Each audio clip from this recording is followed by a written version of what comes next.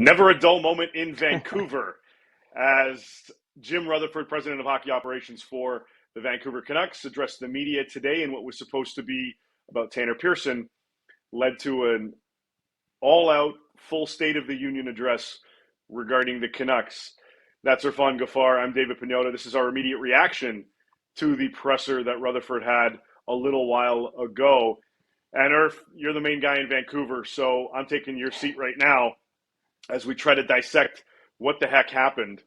First and foremost, we'll start with Tanner Pearson, the main primary reason why they had this. Injury after injury, setback after setback. What's the latest with respect to Pearson and what's going on with the Canucks? Yeah, I mean, it was a full court press from the Canucks media at Rogers Arena Yeah. to Jim Rutherford. But first and foremost, we'll give Jim Rutherford credit because he was as transparent as I've seen in a very, very long time. So, as you mentioned, we will definitely start with Tanner Pearson. Everyone knows it's no secret that he did have a hand injury earlier in the year. So, according to Jim Rutherford, he had two setbacks with the injury, and then he's seen three different consultants. And because of doctor-patient confidentiality here in Canada, we aren't going to get any more on that. So it was really funny because that was the way the press conference was supposed to start. That was about 10 to 15 minutes about Tanner Pearson. And then once Jim Rutherford started talking about other things, it felt like the Pearson conversation was years ago. So definitely some interesting things there that were said about Pearson. But I think the Canucks' biggest concern and the concern of their medical department is Tanner Pearson's health. We know he's not going to play again this season, but beyond that, and his future as a Vancouver Canuck and in the National Hockey League still remains to be seen. Jim Rutherford also indicating that he hasn't heard from the NHLPA as of the time of his press conference at 10 a.m. local time. But he did acknowledge that the NHLPA was meeting today to discuss, if anything, what they should do about this situation. He said that they're an open book. They're willing to have that discussion. They have no issues. They didn't feel they've done anything wrong, but if they did, then they'll move forward in the right direction if something like this were to ever pop up. There were some questions asked about, some other players being potentially standoffish from the Canucks if they were approached as a free agent, for example, in the offseason based on how they've handled the Tanner Pearson situation. Do you foresee that being an issue for this club and for Alvin and Rutherford as they try to make some changes in the summer? Well, I think that first and foremost, Vancouver is a beautiful city to live in. A lot of people like coming Yeah. here. Players love visiting here, and I think that if you're a player and you're a free agent, you take absolutely everything into consideration, right? It's not just the medical department or who's the coach of the team. It's your situation, it's your living situation, it's where your family's going to be, it's where your kids are going to school. Obviously, taxes have a big thing to do with a lot of these a lot of decisions that some of these players have to make, but. This isn't the first time the Vancouver Canucks medical department has been scrutinized for injuries, right? I remember when, Rick Celebrini was here. There was a lot of talk that, there were some injuries that were being misintroduced or misdiagnosed and things of that nature over the course of the last little while. So Jim Rutherford had a job when he came in along with Patrick Alvin, and there was a lot of rebuilding or retooling that they had to do, but it was not just on the ice. It was the coaching staff and it was the medical staff. So I think that if you're a player looking to go to Vancouver, you're not just looking at it from a medical, standpoint. And if you get hurt, what's going to happen? There's a lot more that you're taking into consideration. But, just talking to some people around the league right now and just right after the press conference, it's something that's up there and it will be up there in players' minds for sure. Yeah, certainly. Yeah, and you're right. Everything does get taken into account, Yeah.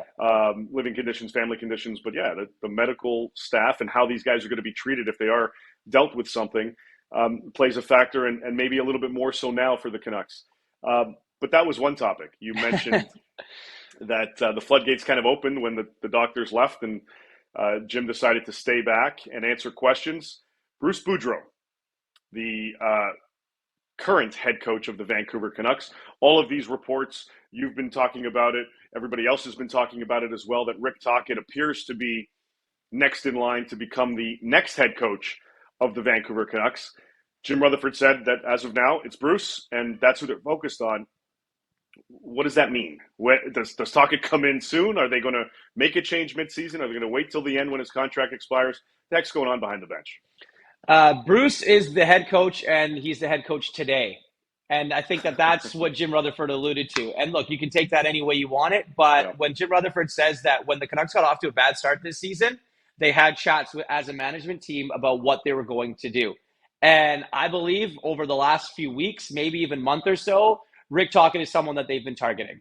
There was a report that the Canucks made a trip to Vegas a while ago, or what happened over there, and we don't really know. But all indications point that if and when the Canucks do make a head coaching change, it will be Rick Tocchet as the next head coach of the Vancouver Canucks. And I believe it won't just be for a season or for 2 seasons. Rick is going to be someone that's put behind the bench to try and steer the ship in the right direction, to try and instill some structure within the organization, to try and whip up his core into shape, and to try and take this team to places it's never been.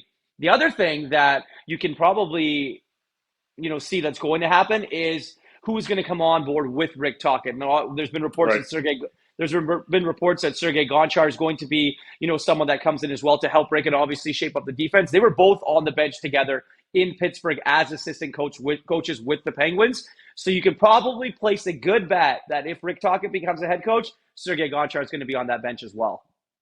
One of many changes expected to occur for the Canucks between now and, well, I guess next season. But whenever this does happen, that'll be one. They have other moves they have to make, certainly with this roster. Jim Rutherford talked about a retool, not a rebuild, not a long rebuild anyway, but a retool. And he emphasized that he indicated what type of assets they're looking for. We'll get to that in a second. But first, he acknowledged that contract talks have started a few days ago with Andrei Kuzmenko's camp. And he also acknowledged that they believe they put their best offer forward so far. And maybe that's going to be it for Bo Horvat. They based it on the value that they feel he had coming into this season and acknowledged that it may be less based on his production this season, which puts them in a bit of a bind. So what does that all mean? Are they going to circle back? Are they going to trade him? What's the future, or at least immediate future, of Bo Horvat look like? I don't think it's in a Vancouver Canuck uniform, to be completely honest. And Jim Rutherford also alluded to the fact that some of the decisions that they're going to have to make are going to be unpopular ones. Now, that might be one. But I think if you're a fan of the Vancouver Canucks, you can accept that as long as you are getting something good in return, because Bo's probably your best asset right now, right? I mean, you can mention Andrei Kuzmenko, you can mention a guy like Quinn Hughes, but those guys probably aren't getting traded. It's the fact that the contract situation with Bo Horvat right now is where it is. It's in a complete standstill. Yes, the Canucks have made their final offer, and what I don't think it. To be completely honest, I don't think that that's their final offer. I think that when you get into a contract negotiation, now it's going to be on Bo Horvat's camp to kind of get the ball rolling a little bit more. I do think that there is a little bit more room to give on both sides if they want to try and get something done. If you're Jim Rutherford and the Canucks, you know what your number you're comfortable at, and he even said it. He said that I believe that what we have is very fair for Bo based on his years of service in the NHL, not just for this season. Bo's playing like an $8 million guy right now, but in his entire career, probably not that. So the number that the Canucks probably have is somewhere under $7.5 million for Bo contract on an AAV. What Bo's cap is going to want is somewhere near 8, maybe above. Not sure if they get to that number at some point here with Bo Horvat, but I don't think this is the last time that we're going to hear about Bo and the Canucks trying to get a contract done. I think they're going to take one more run at it, and right around the All-Star game, we'll see what happens. But if not, come NHL trade deadline, March 3rd or 4th or whatever, March 2nd, 3rd or 4th? March 3rd. March 3rd. March Friday. 3rd. I promise I'll be here for that. Yes. March Yeah. 3rd. It's going to be really interesting to see where Bo Horvat ends up. Yeah, and we'll certainly be busy with that. We're going to be busy with a lot of things surrounding the Canucks, not only the future of Bo Horvat. Andrei Kuzmenko, we'll start to hear more about his contract negotiation. But trade assets, Jim Rutherford acknowledged that they're looking at some picks and draft picks and things like that, but they want guys, still emphasizing they want guys now that are young NHL caliber players with experience to jump on this team. We'll follow that and more as the Canucks continue to I guess just work the clock until that trade deadline. That's Irfaan Gaffar. I'm David Pagnotta. Lots going on in Vancouver. We'll stay on top of it here at the fourth period.